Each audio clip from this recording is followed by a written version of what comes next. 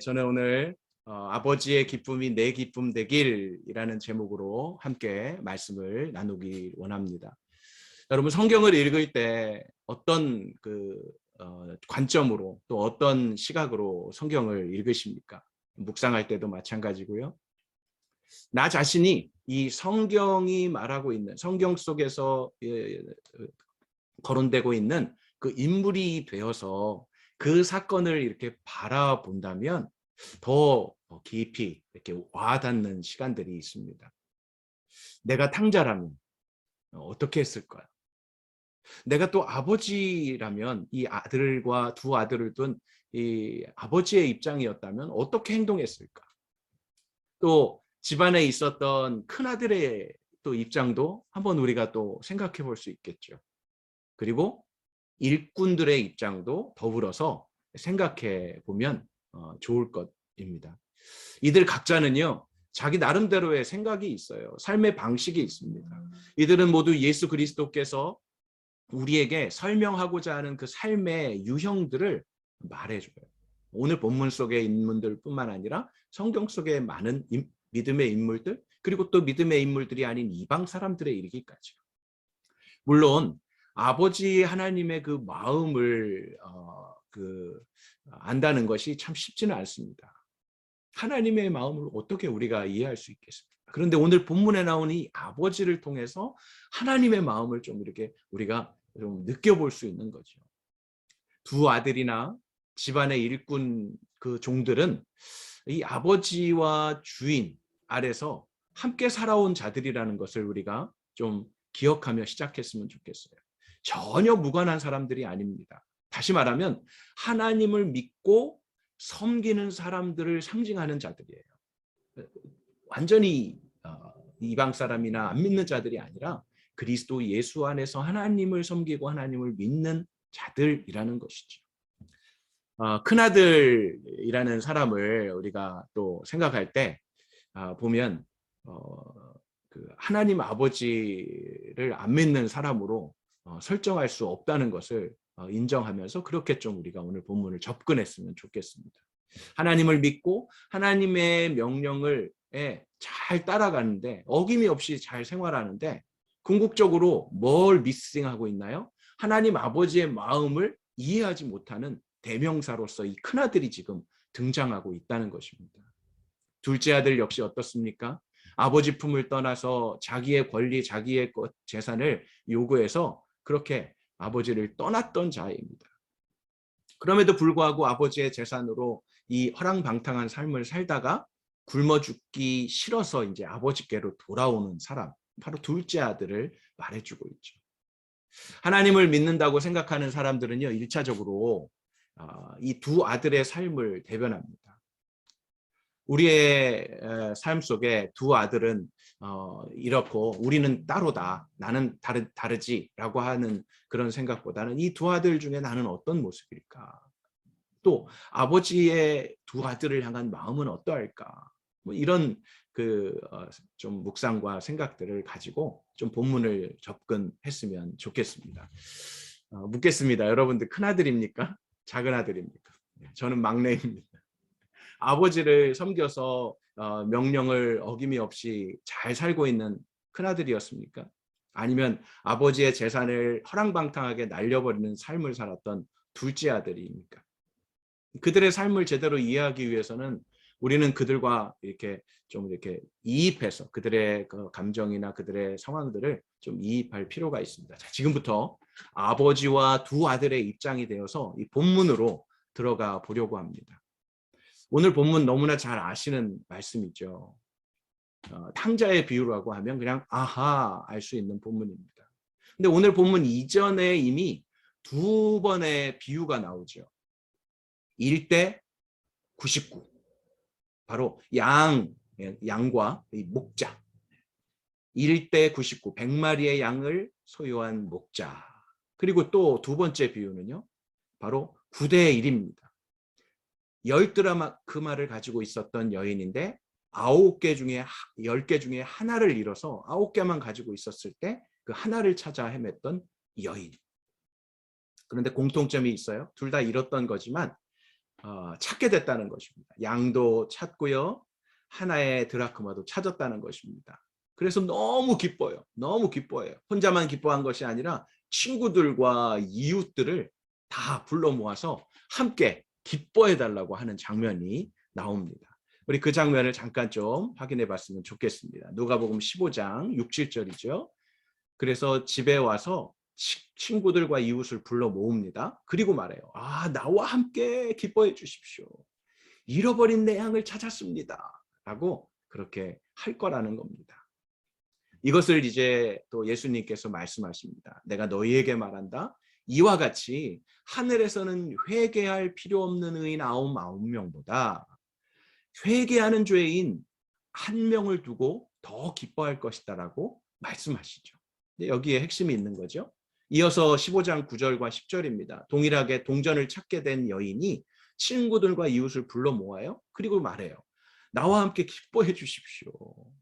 내가 잃어버린 동전 찾았습니다. 그래서 그것에 대해서 예수님께서 이와 같이 회개하는 죄인 한 사람을 두고 하나님의 천사들이 기뻐할 것이다 라고 말씀하세요. 그러니까 이 첫 번째 비유 잃은 양과 잃은 드라크마의 비유에 이어서 이제 집 나간 아들에 대한 것도 마찬가지로 이 두 비유와 같은 선상에서 또한 우리가 살펴볼 수 있어야 하는 것입니다. 포커스는 뭡니까? 회개하는 죄인 한 사람이에요. 한 사람. 1대 99, 1대 9. 그런데 지금 이제 세 번째 이 비유에서는 1대 1이 되는 거죠. 어떻게 보면. 작은 아들과 큰 아들. 오늘 본문 안에서 오늘날 우리 교회들의 이런 기쁨이 좀 회복되고 끊이지 않기를 소망하면서 함께 말씀을 보겠습니다. 이 회개하는 죄인 한 사람이 누구였습니까? 당연히 아버지의 재산을 자기 몫이라고 주장해서 받아서 다른 나라 가죠. 그리고 다 탕진해요. 거짓 신세가 됩니다. 그런데 거짓 신세가 되어서야 이게 아니지 라고 이제 깨달음이 그때 오는 거죠. 그래서 둘째 아들이 이제 그때서야 이제 깨달아서 어떻게 돼요? 돌아가려고 합니다. 그래서 우리는 둘째 아들을 탕자라고 이야기도 하고요. 그리고 또 다른 별명이 있죠. 돌탕. 돌탕이라고 또 이렇게 약칭으로 말해줍니다. 돌아온 탕자. 돌탕. 그런데 정말 회개하는 죄인 한 사람이 둘째 아들만 해당될까요? 돌탕뿐만 아니라 결국 이 아버지 편에서 집탕, 첫째 아들 또 해당이 되는 상황이 되어버렸다는 것을 알게 됩니다. 집에 있었던 탕자나 마찬가지죠. 아버지의 마음과 아버지의 생각은 전혀 고려하지 않고 그냥 있었던 아들. 먼저 둘째 아들이 돈도 다 탕진하고 그 나라에 흉년이 들고 겨우 일자리를 구했는데 어때요? 들판에서 돼지를 치는 일이었어요. 그런데 돼지가 먹는 쥐염 열매를 가지고라도 배를 치우고자 했는데 그것마저 주는 사람이 없는 지경에 이르게 된 것입니다. 본문 16절까지의 내용이 바로 그 내용입니다. 자, 그리고 이제 17절. 그제야 이제 정신이 들었다는 거죠. 그때서야 아무것도 쥐염 열매조차 주는 사람이 없는 그때서야 정신이 들어서 이제 말합니다. 아버지, 내 아버지 집에는 양식이 풍부해서 일꾼들이 먹고도 남는데 나는 이렇게 지금 굶어 죽는구나 하고 자기의 신세를 지금 봅니다. 그리고 내가 일어나서 아버지에게로 돌아가서 이렇게 말해야지 하고 이제 아버지에게 말할 연습을 하는 거죠. 뭐라고요? 아버지, 제가 하늘과 아버지께 죄를 지었는데 저는 더 이상 아버지의 아들이라고 불릴 자격이 없으니까 그저 그냥 하나의 일꾼으로나 삼아 주십시오. 그러고서 아들은 생각만 하고 가만히 있었던 게 아니라 일어났어요. 그래서 어떻게 합니까? 아버지에게로 갔다. 이 장면을 보면서 우리가 생각해야 될 것이 있습니다. 일어나서 아버지에게로 돌아가서 할 말까지 준비했어요. 그런데 가지 않으면 소용없는 거죠. 아니 아버지, 제가 하늘과 아버지께 죄를 지었는데 아들됨 더 이상 주장하지 않고 아들을 불릴 자격 없고 그냥 하나의 일꾼으로 삼아 주시기를 바라는 그 마음을 가지고 막 연습을 했지만 정작 아버지께 가지 않으면 아무 소용이 없었겠죠. 철저하게 낮아지고 엎드려진 죄인의 모습은 언제부터 시작됩니까? 그러고서 이 아들은 일어나 아버지에게로 갔다. 회개라는 것은요, 어떠한 변명, 어떠한 합리화도 봐달라는 것조차도 없는, 그저 그냥 아버지의 처분만 바랄 뿐입니다라는 것이죠. 자신의 자존심이나 주장은 온데간데 없는 상태입니다. 어쩔 수 없이 제가 이렇게 죄를 졌습니다. 누가 이렇게 유혹을 해서, 누가 이렇게 거들어서 그렇게 죄를 질 수밖에 없었습니다. 그런 변명이 필요 없는 거죠. 그러니 말 그대로 정말 비참한 상황임에 분명합니다. 그럼에도 불구하고 아버지께 아버지께 나아가서 내 입장 주장하지 않고 그냥 종으로라도 그렇게 있기를 원합니다라고 하는 그 마음을 가지고 나아가는 것이 얼마나 귀합니까? 내가 이렇게 잘못을 알고 있으니 용서해 주시겠지라는 것도 없습니다. 그냥 나의 어떠함, 나의 그 상황은 아무런 상관이 없어요. 거기서 멈추었다. 그냥 생각만 하고 거기서 딱 멈추었다면 또 진정한 회개가 되지 않았을 것입니다. 그런데 아들은 일어났습니다. 그리고 아버지에게로 갑니다. 이 가는 길이 다른 나라라고 했어요, 분명히. 그러니까 이 짧은 거리가 아니에요. 그런 이 아버지께 나아가는 그 시간들도 갈등이 왜 없었겠습니까? 진정한 회개하는 자의 모습을 우리는 이 아들을 통해서 한번 또 되새겨 봐야 할 것입니다. 마음속에서 생각 정도에서 그냥 눈물을 흘렸다고 되는 것이 아닌 용서하시고 판단하시고 모든 것을 결정하시는 분이 하나님 아버지임을 알고 인정하고 나아가야 합니다. 아버지께 나아가야 하는 거예요. 예수 그리스도의 십자가의 보혈의 공로를 힘입어서 아버지 하나님께 나아가서 우리의 죄를 자복하고 용서를 구하고 그리고 어떠한 처분을 하신다 할지라도 그냥 나아가는 거예요. 나아가서 아버지 앞에 그냥 말씀하시는 대로 여겨주시는 대로. 그래서 저와 여러분은 하나님 아버지 앞에서 진정한 회개와 회심의 순간들이 있으셨는지 또 한번 좀 돌아보는 시간이 되셨으면 좋겠습니다. 자, 이제 20절의 중반전부터 보시겠습니다. 20절의 중반전입니다. 우리 같이 한번 읽을까요? 시작. 아들이 아직 멀리 있는데 그 아버지는 아들을 보고 불쌍히 여겨 아들에게 달려가 그의 목을 껴안고 입을 맞췄다. 아들이 아버지에게 말했다. 아버지, 제가 하늘과 아버지께 죄를 지었습니다. 이제 아들이라고도 불릴 자격이 없습니다. 이 부분은 연습이 아니라 정말 돌아와서 아버지께 말하는 장면이죠. 아버지에게로 돌아온 아들은 자신을 보고 불쌍히 여겨 달려와 목을 껴안고 또 껴안아주고 입을 맞추는 아버지 앞에서 이제 준비했던 자신의 처지를 모두 아뢰고 있는 것입니다. 아버지, 제가 하늘과 아버지께 죄를 지었습니다. 이제 아들이라고도 불릴 자격이 없습니다. 라고 말입니다. 그런데 이 고백에 대한 아버지의 반응은요, 회개하는 아들에게가 아닌 종들에게 말하는 아버지임을 보게 됩니다. 자, 22절이요. 바로 이 말에 대해서 22절에 그러나 아버지는 종들에게 말했다. 좀 이상하지 않아요? 아들이 지금 이렇게 저는 아들이라고 불릴 자격도 없어요. 죄를 지었어요. 라고 하면 아들아 괜찮다. 아들아 내가 너를 기다렸다. 뭔가 이렇게 말이 있어야 되는데 그 말이 아닌 바로 종들에게 지금 말씀하시는 아버지를 보게 됩니다. 물론 여기서 중요한 사람은 집을 나간 이 탕자이겠죠. 네.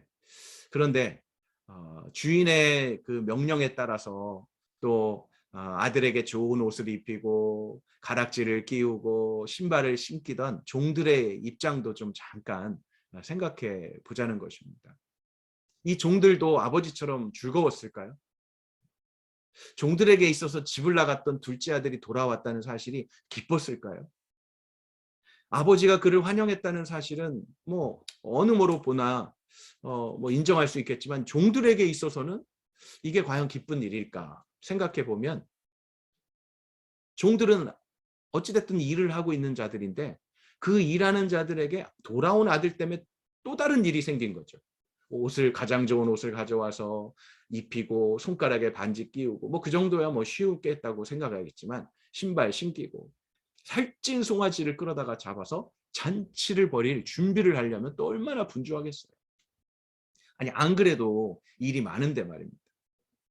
우선 그로 인해서 자신들이 해야 할 일거리들이 늘어났다는 건 귀찮은 일이죠. 또 하나의 상전을 모신다는 것도, 아니 큰아들도 있고 주인도 있는데 이제 둘째도 또 상전으로 모셔야 될 판인데 즐거운 일은 아니었을 것입니다.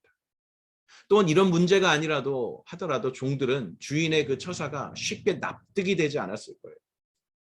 아니 자기들 생각으로는 이 아버지의 재산을 가지고 가서 뭐 돈을 불려온 것도 아니고 그냥 다 날리고 거지 신세로 그렇게 허랑방탕하게 쓰고 돌아온 이 아들에게 혼쭐을 내줘도 부족할 판에 그 아버지가 아들에 대한 그 태도를 보니까 그냥 막 뭐 냄새 나고 이렇게 좀 막 지저분한 옷도 막 안고 막 잔치를 벌이겠다고 하고 하니까 아니 벌을 주지는 못할 망정 지금 어떻게 저런 그 행동하시나 하고 조금 또 의아해하는 종들도 분명히 있었을 것입니다.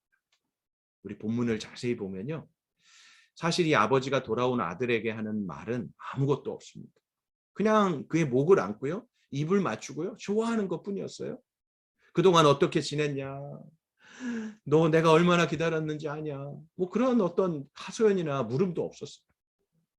아들이 자신의 그 잘못을 회개하는 말을 하는데도 불구하고 그 말에 대해서 괜찮아 괜찮아라는 말조차도 어떤 이런 방구의 대꾸도 없습니다. 아버지는 돌아온 아들에 대해서 아무런 할 말이 없었던 거예요. 오직 종들을 향해서 말합니다. 뭐라고요? 그러나 아버지는 종들에게 말했다. 어서 가서 좋은 옷을 가져오라. 손가락에 반지 끼우고 발에 신을 신겨. 다 깨끗하게 하고 살찐 송아지 끌어다 잔치를 벌리고 우리 즐기자라고 한 것입니다. 문제는 그 다음 말이에요. 그 다음에 이제 뭐라고 하십니까? 아버지가 24절입니다. 내 아들이 죽었다가 다시 살아났다. 이 아들을 잃었다가 이제 찾았다. 이렇게 그들은 잔치를 벌이기 시작했다. 이 말은요. 주인으로서 종에게 이르는 이 명령이라면 위의 문장은 그냥 살찐 송아지 끌어다 잡아 잔치를 벌이고 즐기자 하고 그냥 딱 끝나도 돼요. 그런데 주인과 종의 관계 속에서 주인은 자신의 명령에 대한 이유를 종들에게 설명해 주고 있다는 거죠. 그럴 관계가 아니잖아요. 종한테는.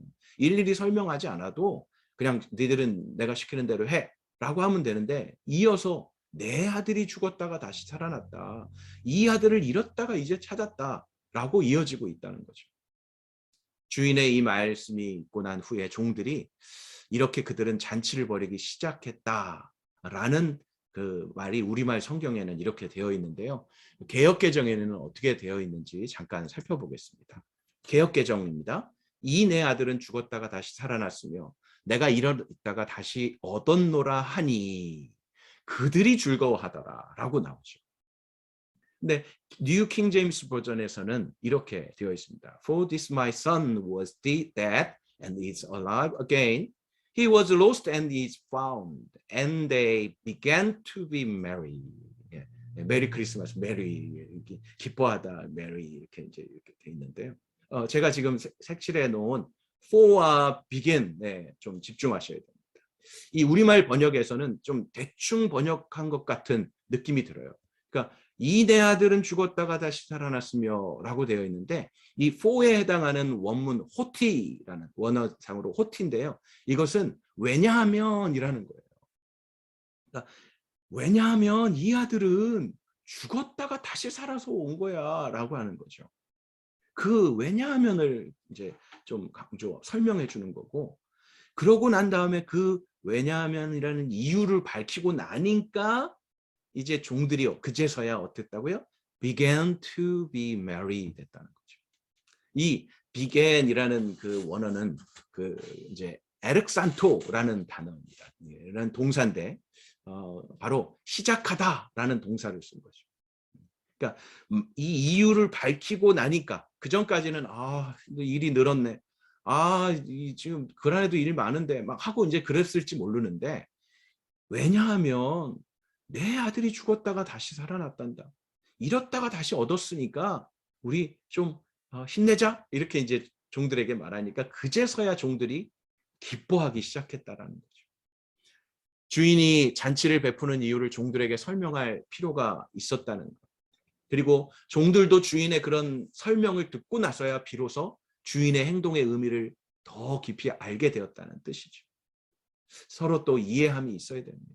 서로 설명하는 그런 것들이 있어야 됩니다. 종들은 주인이 그 이유를 설명하기 전까지는 주인의 행동에 도무지 납득이 되지 않았는데, 더구나 주인을 따라서 마냥 즐거워할 그런 수만도 없는 상황이었는데, 주인이 잔치의 이유를 설명하고 나니까 그제서야 그렇죠. 아유 죽었다가 살았는데 아유 즐거워해야죠. 라고 그때부터 즐거워하기 시작했다는 것입니다. 이 둘째 아들의 귀환이 종들에게 별로 탐탁지 않은 사건이었다는 것을 반증해 줍니다. 아버지가 설명하기까지 하니까요. 그 이유를 설명해 종들에게까지.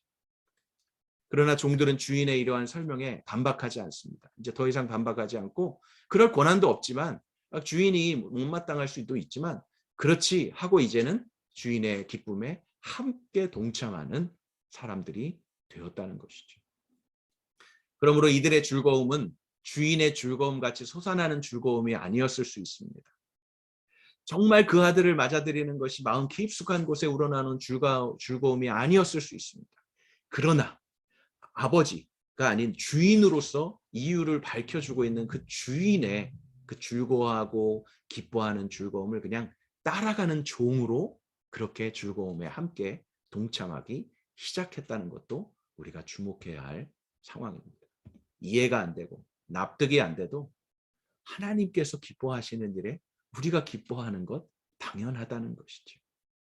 근데 하지만 이 집에서 아버지의 명령을 지키면서 정말 말을 잘 들었던 자신의 목도 분명히 받았는데 아버지 집에 머물러 있었던 큰아들이 이제 좀 우리가 문제인 거죠. 네.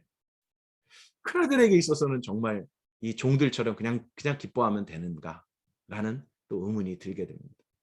둘째 아들의 귀환은 이미 그것 자체로 아주 성가신 일이죠. 거기다 아버지가 대대적으로 이 작은 아들을 환영한다고 하면 큰아들의 이 분노와 속상함에 좀 이해가 가기도 합니다. 아버지가 돌아온 둘째 아들을 정신없이 끌어안고 막 이제 종들을 막 이렇게 시키면서 빨리빨리 준비해요. 야 잔치하자. 막 이 사람도 초청하고 저 사람도 초청하고 막 이렇게 분주하게 있을 때 큰아들 뭐 하고 있었다고요? 밭에서 일하고 있었습니다. 큰아들은 밭에서 일하고 있었어요. 아니 재산이 있는 이 큰아들이 밭에서 일하고 있을 이유가 엄밀히 말하면 없잖아요. 허랑방탕하진 않았다 하더라도 집에서 그냥 있어도 뭐라고 안 할 텐데 이 맏아들은 밭에서 일하고 있었습니다. 종들만 일하는 것이 아니라 첫째 아들도 일을 하고 있었습니다.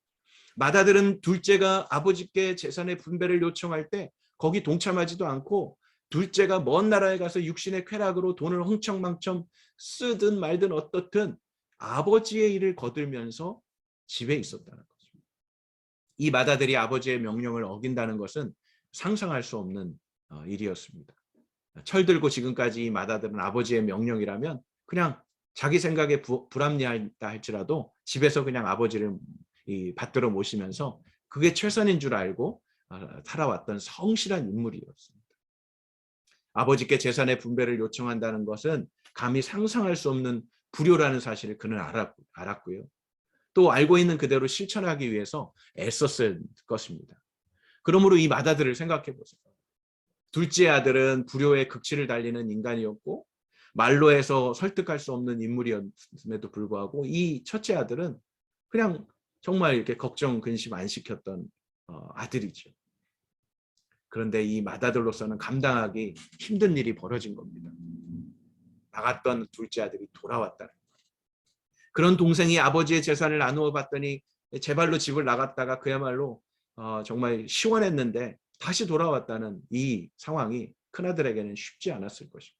자, 이제 아버지의 그 허전한 마음을 달래드리기 위해서 이전보다 더욱 열심히 일했던 이 아들의 입장으로 한번 가보십시오. 집에 있는 종들을 잘 다스려서 살림을 제대로 꾸려가기 위해서 이 맏아들은 솔선수범이 필요했을 거예요. 그래서 맏아들은 불철주야 열심히 일했을 것입니다. 시키지만 말고 나도 일해야지 하고. 그러니 그날도 밭에 가서 일하고 있었겠죠. 늦게까지 일하다가 돌아오는 길이었습니다. 이미 음악 소리가 막 나요. 내가 일하고 와서 뭐 염소 새끼라도 잡아주실래나? 막 춤추는 소리가 나요. 한참 무르익어가는 이 잔치의 그런 분위기 속에서 그런데 큰아들은 들에 나가 있었습니다. 그가 집 가까이 이르렀을 때 소리를 들려. 그래서 하인 하나를 불러서 무슨 일인지 물어보죠. 동생이 왔어요. 동생이 건강하게 무사히 돌아왔어요. 그래서 주인 어른께서 살찐 송아지를 잡으셨어요. 아들의 반응 보십시오. 큰아들은 화가 나서 들어가려 하지 않았다. 큰아들은 화가 나서 집으로 들어가려 하지 않았다. 이게 무슨 말이에요? 탕자는 돌아왔는데 큰아들은 들어가려고 하지 않아요. 당연히 기쁘지 않고 아버지의 기쁨이 내 기쁨이 될 수 없다는 것을 표현하는 거죠.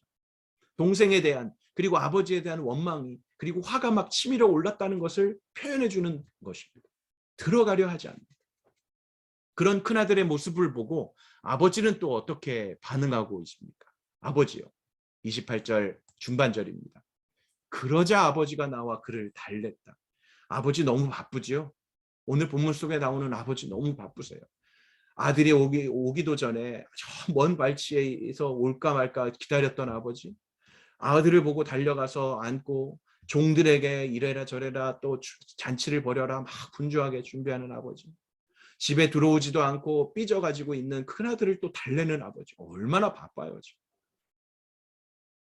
그런데 그 아버지를 달래는 아버지에게 큰아들이 이제 말을 하는 거죠. 아버지에게 말합니다. 보십시오. 어떻게 시작해요? 보십시오. 저는 여러 해 동안 아버지를 위해 종노릇했습니다. 그러니까 아들인데 종노릇했다라는 표현을 쓰고 있는 거예요. 그러니까 아들의 노릇과 아들의 그런 권리보다 종노릇을 했다는 것에 액센트를 주고 말합니다. 보십시오, 아버지. 아니, 내가 무슨 말씀을 어긴 적 있습니까? 그렇게 정말 시키는 대로 했는데. 제게는 친구들과 함께 즐기라며 염소 새끼 한 마리도 주시지 않았습니다. 살찐 송아지 잡았다는 소식에 이제 확 돌아가지고 나한테는 염소 새끼 하나. 완전히 극적인 거죠. 그런데 이제 둘째 아들에게 또 화살이 갑니다. 아니, 창녀와 함께 아버지 재산을 탕진한 아들이 집에 돌아오니까 그리고는 이제 아버지께 화살을 돌립니다. 아버지는 그를 위해 살찐 송아지를 잡으셨어요. 이게 지금 뭐 하자는 겁니까? 막 이제 이렇게 나가는 거죠. 아버지는 아들을 달래려 했는데 큰아들은 막 불만이 막 터져 나왔어요. 둘째 아들이 돌아와서는 처음 입을 떼어 말한 단어가 뭡니까? 아버지, 제가 하늘과 아버지께 죄를 지었습니다. 하고 아버지라고 불렀어요. 아버지의 연을 끊고 나갔던 아들은 돌아와서 아버지라고 부르는데 집안에 있었던 아버지의 말을 잘 들었던 큰아들은 보십시오라고 하면서 아버지라는 말보다는 그냥 보십시오라고 말을 시작합니다. 그러면서 자기는 종노릇 했대요. 종노릇 하면서 불순종한 적 없대요. 나를 위해 염소 새끼 한 마리나 주신 적 있냐고 하면서 그렇게 말합니다. 여기서 잠깐 우리 좀 생각해 보셨으면 좋겠어요. 둘째 아들이 집에 돌아왔을 때 가장 싫어했던 것은 누구였을까요? 지금까지 이렇게 나왔던 인물들 중에서 품꾼들일까요? 그 일하는 종들이었을까요? 아니면 큰아들입니까? 아니면 또 뭐 전혀 상관없는 동네 사람들입니까? 작은 아들이 돌아왔을 때 가장 싫어했던 것은 누구였을까요? 그냥 좀 제가 분위기를 조금 이렇게 살짝 좀 바꾸고자 하는 거니까 너무 심각하게 생각은 하지 마십시오. 오늘 본문에 이 둘째 아들이 돌아왔을 때 희생 제물이 되었던 것이 있잖아요. 가장 싫어했던 것은 바로 송아지였을 거예요. 오늘 본문에 이 둘째 아들 돌아왔을 때 이 송아지 보세요. 아무런 영문도 없이 아들 돌아온 것 때문에 잡히게 된 거죠. 근데 이 송아지를 어떤 송아지라고 표현하고 있냐면 살찐 송아지예요. 그러니까 송아지들 중에서도 살찐 송아지가 잔치상에 오르게 된 것입니다. 둘째 아들의 돌아옴에 희생된 것은 살찐 송아지입니다. 저는 생각해 보았습니다. 우리의 교회가 모든 그리스도인들이 또 선교지에서 우리는 무엇으로 기뻐해야 하는가? 당연히 나를 구원하여 주신 그 영생을 주신 그리고 하나님 나라 백성으로 자녀 삼아 주심에 기뻐해야 되죠. 그러면서 신앙생활을 하는 거죠. 그러니까 기쁜 신앙생활이죠. 그리고 그 기쁨을 가지고 나와 같이 회개함으로 십자가의 은혜를 누려야 될 영혼들, 구원의 감격으로 회개하며 돌아오는 영혼들을 대할 때마다 우리는 하나님 아버지와 함께 즐거워하고 기뻐하는 그런 교회가 되어야 되고 선교지가 되어야 된다는 거죠. 우리 모두가 그런 삶이 되어야 하지 않나라는 것입니다. 그런데 어느 순간부터요, 우리는 서로를 비교해요. 더 인정받고요. 더 사랑받고요. 내 주장이나 내 의견이 더 받아들여지기를 바라고요. 잘못된 동기로서의 열심히 막 발동합니다. 저 사람이 저렇게 하니까. 저 사람이 저렇게 하니까. 그러니까 헌신이라는 명목하에 보상받고자 인정받고자 기득권을 주장하고 있는 우리의 모습은 없는지 오늘 본문을 통하여 아버지의 마음, 하나님의 마음으로 돌아가기를 바라는 것입니다. 31절에 이제 아버지가 말합니다. 아버지가 말합니다. 얘야, 이 큰아들에게 말하는 거죠. 얘야, 너는 항상 나와 함께 있지 않았니? 또 내가 가진 모든 것이 다 너 것이잖아. 왜요? 아버지는 재산을 반으로 나눠서 큰아들에게 작은 아들에게 주고 작은 아들은 가지고 나갔으니까 지금 남아있는 것은 다 큰아들 거라는 거예요. 그러나 너의 동생은 죽었다가 다시 살아났어. 내가 그를 잃었다가 찾았어. 이게 무슨 말이에요? 지금 종들에게 설명했던 왜냐하면 이 아들은 이렇게 설명했던 그걸 그대로 큰아들에게도 설명해요. 그러니 우리가 잔치를 벌이며 기뻐하는 것이 당연하다라고 큰아들에게 설명해 주는 겁니다. 우리 모두가 영혼의 살을 찌워서 이 공동체에 잔치가 벌어지면요, 서로가 먼저 희생되기를 원한다고 자원하는 그런 우리 제목들이 되길 바랍니다. 어떤 직임을 맡았다고 몰아붙이는 것이 아니라요, 살찌운 자가 되어서 이 공동체를 위해서 더욱 헌신하며 나아갔으면 좋겠어요. 탕자가 돌아왔을 때 아버지의 반응, 맏아들의 반응이 달랐다는 것을 기억하십시오. 아버지에게 있어서의 돌아온 탕자는 생명에 관한 것이었어요. 생명의 문제였어요. 이 맏아들에게 있어서는 어떤 문제였을까요? 물질의 문제였어요. 아버지의 재산을 허랑방탕하게 써버리고 저렇게 또 와서 뭔가 얻어먹으려고 하는 저 아들. 그러니까 생명의 문제가 아닌 재물의 문제 그리고 물질의 문제로 보니까 기쁘지가 않은 거죠. 생명을 사랑하는 아버지는 잔치를 열었죠. 그럴 때 맏아들이 만약 아버지의 마음과 뜻을 알았더라면 아니 무엇을 하고 하면 더 좋았을까요? 예? 그러한 상황 속에서 여러분이라면 이 지금 문 밖에서 들어가지 않고 동생이 돌아왔어? 그러면 이제 들어가서 뭐라고 말하지? 하고 이제 한번 생각을 해보시라는 거예요. 이 큰아들이 한번 가정을 해봤어요. 동생이 돌아왔다고 막 아버지가 막 와서 막 말하니까 그래요 아버지? 아버지 살찐 송아리 몇 마리 잡았어요? 한 마리 잡았다. 아니 한 마리 갖고 돼요? 한 마리 더 잡아요. 아버지 한 마리 더 잡읍시다. 라고 말을 했다면 이 아버지는 어땠을까요? 이 아버지는 그 아들 때문에 막 돌아온 아들 때문에 이 목을 어금 맡기며 즐거워하고 막 정말 그 자리에서 뭐 울었는지는 정확하게 표현을 안 돼 있지만 너무 기뻐하면서 이랬는데 이 첫째 아들이 아버지 한 마리 갖고 돼요? 한 마리 더 잡아요. 라고 했다면 그 잔치 자리는 눈물바다가 됐을 것 같아요. 이 맏아들 때문에 큰 소리로 이 아버지는 엉엉 울었을 것입니다. 한 마리 더 잡자라는 이 말 때문에 잔치 자리가 눈물바다가 됐을 거예요. 잔치는요, 인색한 사람이 끼어들면 싸늘해집니다. 예수님이 계시니까 어때요? 물이 포도주 되는 놀라운 역사가 일어났던 거죠.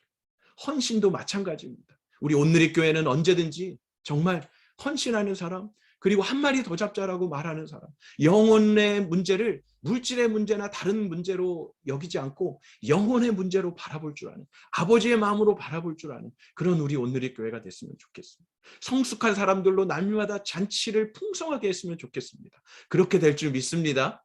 구원받았다는 것만으로도 잔치를 열어야 합니다. 오늘도 그런 잔치의 분위기로 헌신을 다짐하며 이곳에 모여 있는 것입니다. 바로 여러분 한 사람 한 사람이 한 마리 더 잡자, 한 마리 더 잡읍시다 라고 말할 때 말입니다. 절대로 나를 위해서 왜 염소 새끼 한 마리 잡지 않더니 라고 말하는 사람이 없기를 바랍니다. 여전히 정말 회개함으로 돌아왔던 그 아들, 그런 아들을 아무 말 안 하고 받아들이는 아버지, 종들에게 이유를 밝히지 않아도 됐을 종들에게 왜냐하면 이 아들이 이렇게 돌아왔기 때문에라고 설명하는 아버지, 문 밖에서 화가 나서 삐져서 들어오지 않는 그 아들에게 달려가서 아들을 달래는 아버지, 그 아버지의 기쁨이 내 기쁨이 되는 그런 믿음의 삶, 하나님 나라의 백성, 그리고 하나님의 그 거룩한 나라에 이르는 이 구원의 여정을 함께 해가는 우리 오늘의 모든 성도님들 되시기를 주님의 이름으로